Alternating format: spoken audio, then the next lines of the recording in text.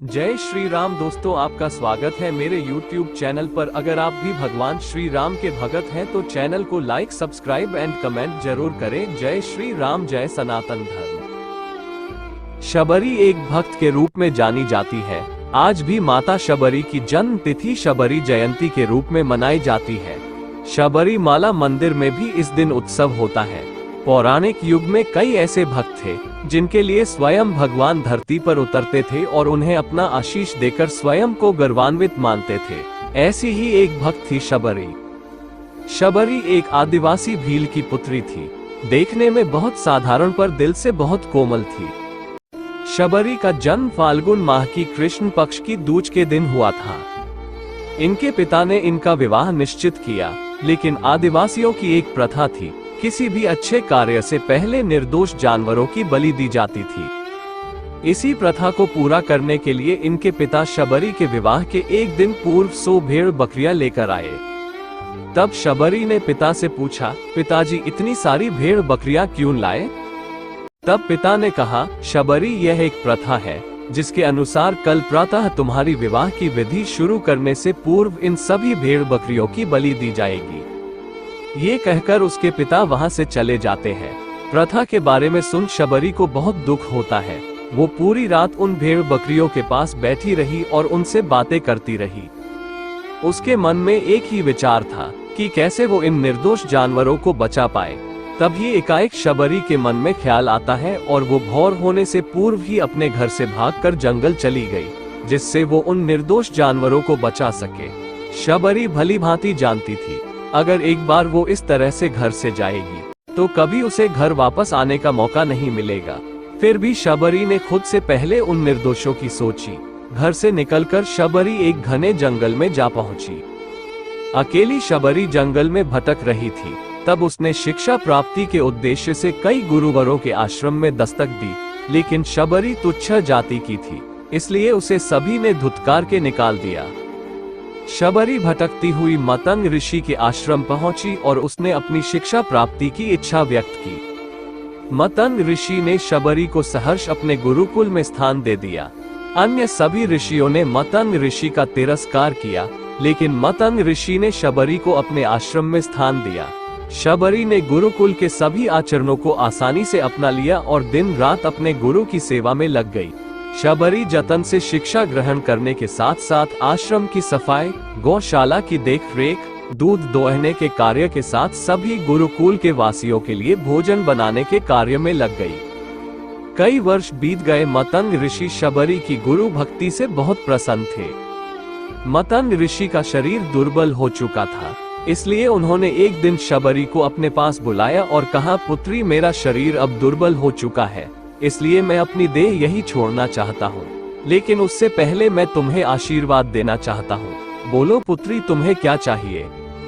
आंखों में आंसू भरकर शबरी मतंग ऋषि से कहती है, हे गुरुवर, आप ही मेरे पिता हैं, मैं आपके कारण ही जीवित हूँ, आप मुझे अपने साथ ही ले जाए। तब मतंग ऋषि ने कहा, नहीं पुत्री, तुम्हें मेरे बाद मेरे इस आश्रम का ध्यान रखना है। तुम जैसी गुरु परायण शिष्या को उसके कर्मों का उचित फल मिलेगा। एक दिन भगवान राम तुमसे मिलने यहाँ आएंगे और उस दिन तुम्हारा उद्धार होगा और तुम्हें मोक्ष की प्राप्ति होगी। इतना कहकर मतंग ऋषि अपनी देह त्याग कर समाधि ले लेते हैं। उसी दिन से शबरी हर रोज प्रातः उठकर बाग जाती है, ढेर सारे फल इकट्ठा करती, सुंदर सुंदर फूलों से अपना आश्रम सजाती। क्योंकि उसे भगवान राम के आने का कोई निश्चित दिन नहीं पता था, उसे केवल अपने गुरुवर की बात पर यकीन था, इसलिए वो रोज राम के इंतजार में समय बिता रही थी। वो रोजाना यही कार्य करती थी। एक दिन शबरी आश्रम के पास के तालाब में जल लेने गई। वहीं पास में एक ऋषि तपस्या में लीन थे। जब उन्होंने शबरी को जल लेते देखा तो उसे अछूत कहकर उस पर एक पत्थर फेंक कर मारा और उसकी चोट से बहते रक्त की एक बूंद से तालाब का सारा पानी रक्त में बदल गया। ये देखकर संत शबरी को बुरा भला और पापी कहकर चिल्लाने लगा। शबरी रोती हुई अपने आश्रम में चली गई। उसके जाने के बाद ऋषि फिर से तप करने लगे। उसने बहुत से जतन किए, लेकिन वो तालाब में भरे रक्त को जल नहीं बना पाया। उसमें गंगा, यमुना सभी पवित्र नदियों का जल डाला गया, लेकिन रक्त जल में नहीं बदला। कई वर्षों बाद जब भगवान राम सीता हरण के बाद उनकी खोज में वहां आए, तब वहां के लोगों ने भगवान राम को बुलाया और आग्रह किया कि वे अपने चरणों के स्पर्श से इस तालाब के रक्त को पुनः जल में बदल दे। राम उनकी बात सुनकर तालाब के रक्त को चरणों से स्पर्श करते हैं, लेकिन कुछ नहीं होता। ऋषि उन्हें जो जो करने बोलते हैं वे सभी करते हैं, लेकिन रक्त जल में नहीं बदला। तब राम ऋषि से पूछते हैं, हे ऋषिवर, मुझे इस तालाब का इतिहास बताए। तब ऋषि उन्हें शबरी और तालाब की पूरी कथा बताते हैं और कहते हैं, हे भगवान, ये जल उसी शूद्र शबरी के कारण अपवित्र हुआ है।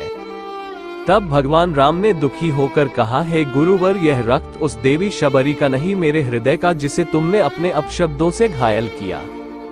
भगवान राम ऋषि से आग्रह करते हैं कि मुझे देवी शबरी से मिलना है। तब शबरी को बुलावा भेजा जाता है। राम का नाम सुनते ही शबरी दौड़ी चली आती है। राम मेरे प्रभु कहती हुई जब वो तालाब के समीप पहुंचती है, तब उसके पैर की धूल तालाब में चली जाती है और तालाब का सारा रक्त जल में बदल जाता है। तब भगवान राम कहते हैं, देखिए गुरुवर, आपके कहने पर मैंने सब किया, लेकिन ये रक्त भक्त शबरी के पैरों की धूल से जल में बदल गया। शबरी जैसे ही भगवान राम को देखती है, उनके चरणों को पकड़ लेती है और अपने साथ आश्रम लाती है। उस दिन भी शबरी रोज की तरह सुबह से अपना आश्रम फूलों से सजाती है और बाग से चक चक कर सबसे मीठे बैर अपने प्रभु राम के लिए चुनती है। वो पूरे उत्साह के साथ अपने प्रभु राम का स्वागत करती है और बड़े प्रेम से उन्हें अपने झूठे बैर परोसती है। भगवान राम भी बहुत प्रेम से उसे खाने उठाते हैं। तब उनके साथ गए लक्ष्मण उन्हें रोककर कहते हैं, भ्राता, ये बेर झूठे हैं। तब राम कहते हैं, लक्ष्मण, ये बैर झूठे नहीं, सबसे मीठे हैं, क्योंकि इनमें प्रेम है और वे बहुत प्रेम से उस बैर को खाते हैं। मतंग ऋषि का कथन सत्य होता है और देवी शबरी को मोक्ष की प्राप्ति होती है। और इस तरह भगवान राम शबरी के राम कहलाए।